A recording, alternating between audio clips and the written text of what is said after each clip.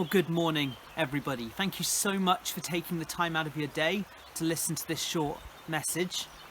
We're going to be looking in Colossians chapter 1, verses 21 to 23.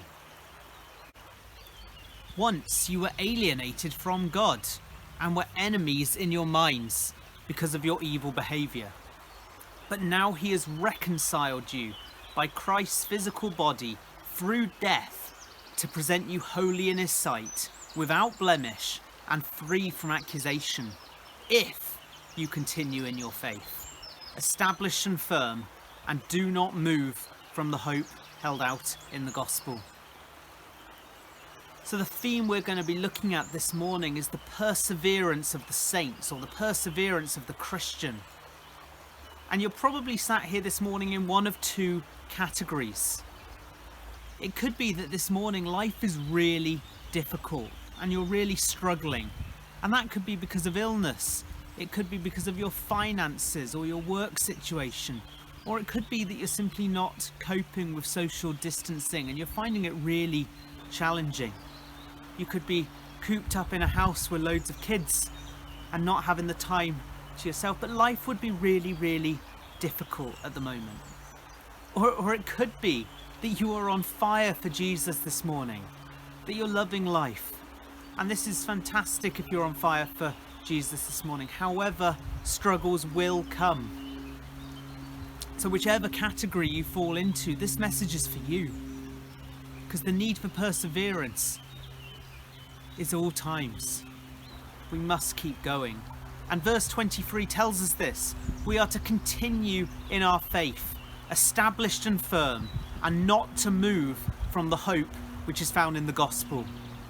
We must persevere in our faith if we are to finally be saved.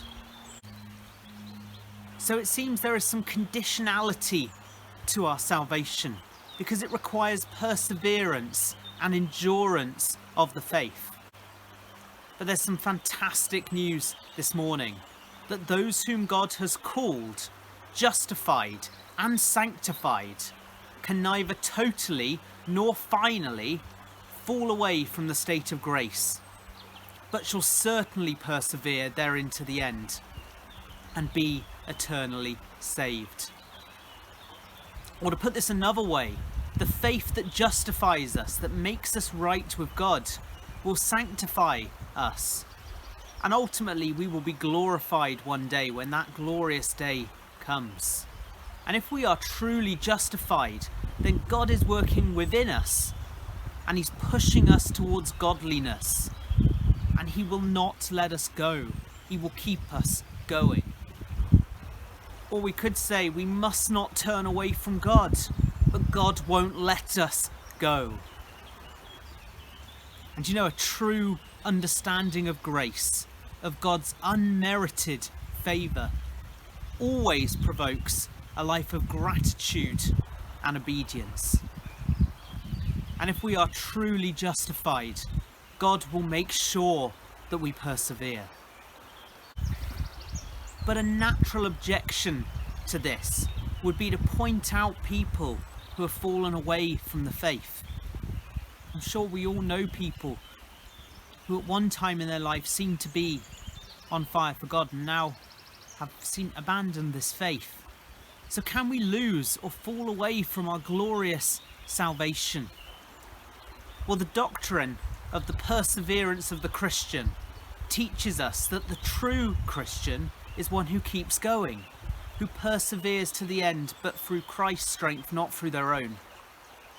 And continuity, or keeping on going, is the test of the reality of our faith. Yes, backsliding can occur, and it often does, but only for a season. Peter's a really good example of this in the Bible. When he rejected Jesus 3 times just before the crucifixion, but Jesus restores him back to the faith. So there's great encouragement this morning for people we know that maybe seem to have backslidden, that Jesus can restore people. And if someone were to abandon the faith completely and not return, it would suggest that they weren't truly saved to begin with. So if we know people who have fallen away from the faith, we must pray for restoration. But you know, perseverance can be really, really difficult because life is often very, very hard. We've all been through, and we will all go through difficult trials in our lives. I remember going through the separation of my parents.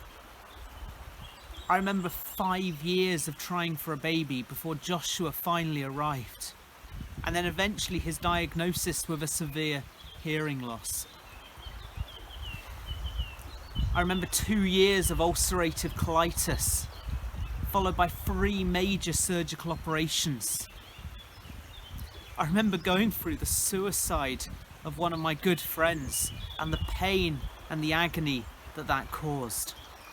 But you know, for all of these hard times, God has strengthened my faith and He's helped me to keep running the race. Because through the darkest of times, He has never let me go. And if you're going through dark times right now, God will keep holding on to you. You just have to trust Him. But we see such great encouragement in the book of James. Let's look in chapter 1, verses 2 to 4. Consider it pure joy, my brothers and sisters, whenever you face trials of many kinds, because you know that the testing of your faith produces perseverance.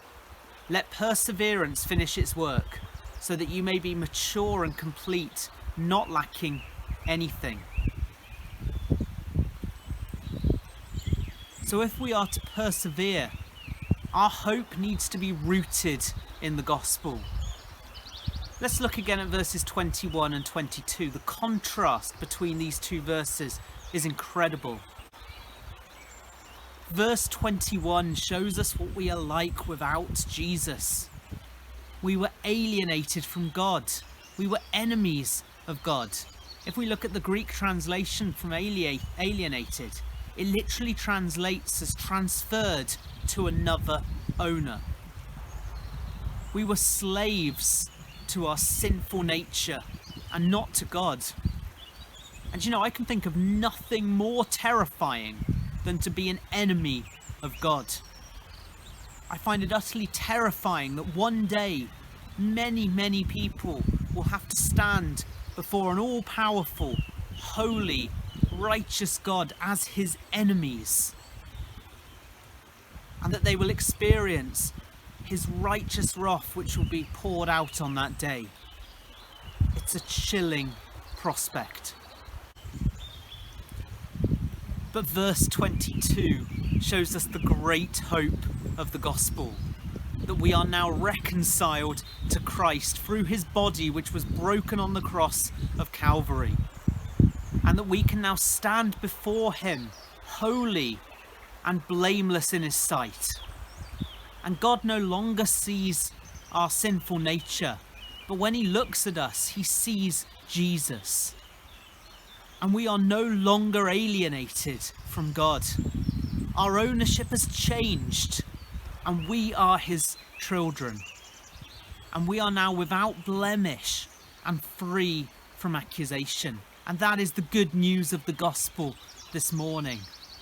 That we've gone from being alienated from God to children of God. And you know, if we root our lives in it, we will be able to persevere through the trials of this life. Now, in closing, I want to look at a song that Chloe sung a week or two ago. Just want to soak in these amazing lyrics, as it really helps us to understand how our difficulties, our troubles in life, God can use them for our good and His glory. What if my greatest disappointments, or the aching of this life, is the revealing of a greater thirst that this world can't satisfy? What if the trials of this life, the rain, the storms, the hardest nights, are your mercies in disguise? Because what if your blessings come through raindrops? What if your healing comes through tears? And what if 1,000 sleepless nights are what it takes to know you're near? And what if the trials of this life are your mercies in disguise? We have an amazing God, and we have a great salvation. And if you're struggling this morning, and you will struggle at some point in the future, if not, God is with us, and He won't let us go, and we must persevere to the end, but not through our own strength, but in Christ. Thank you so much for listening. Have a great weekend. 'Cause what if your blessings come through raindrops? What if your healing comes through tears? And what if 1,000 sleepless nights are what it takes to know you're near?